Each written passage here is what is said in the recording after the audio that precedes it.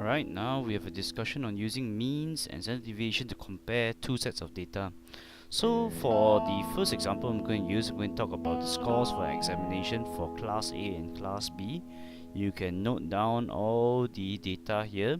For Class A, the mean is 73 marks, standard deviation 12.4. Class B, the mean is 80 marks, standard deviation is equals to 15 marks. Okay, the mean is what you people know as the average. Okay, so if the mean is 73 versus 80, which class did better? Quite obviously, Class B did better. Why? Because the mean is a measure of performance and Class B did better as the mean was higher. For Class B. Simple enough. So for performance, you will compare the means. In this case, which class had more consistent marks? As I said, the standard deviation is a measure of spread and consistency. The lower the SD, okay, the lower standard deviation, the lower the spread, the more consistent it is. Okay, so which class had more consistent marks? Class A had more consistent marks,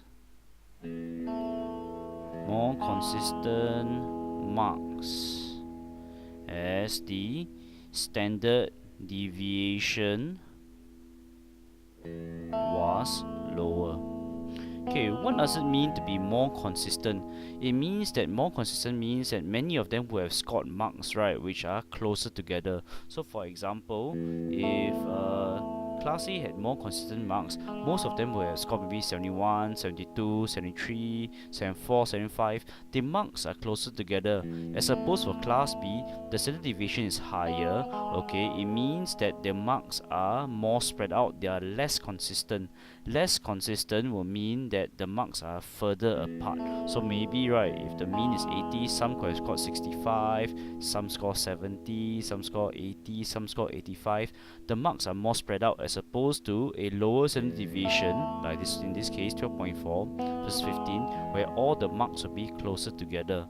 So here is where we can learn some terminology. Okay, more consistent,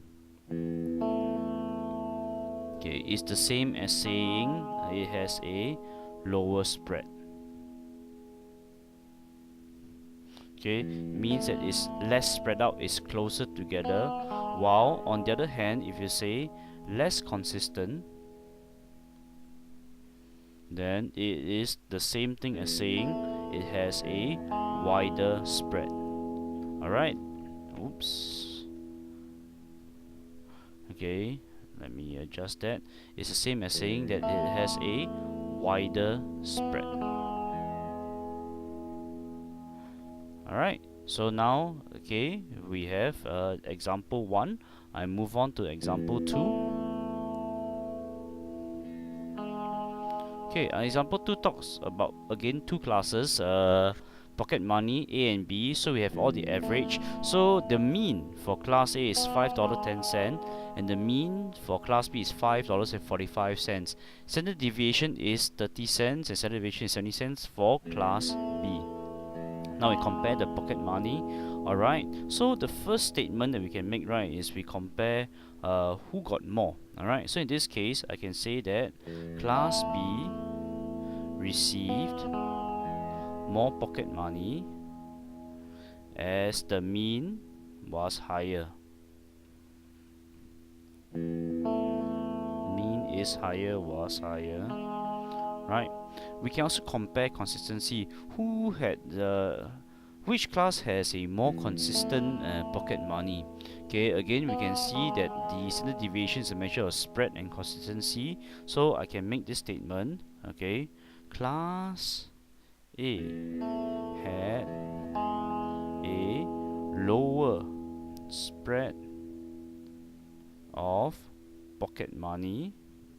Instead of saying a lower spread, you can actually say more consistent. Okay, pocket money, more consistent. Okay, lower spread, same as saying more consistent. Okay, but anyway, in this case, more consistent doesn't quite fit the grammar here, so we shall use lower spread.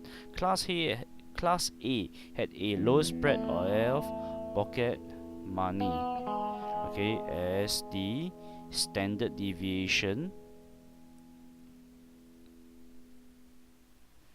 was lower. And this concludes my short discussion on the uses of mean and standard deviation to compare two sets of data.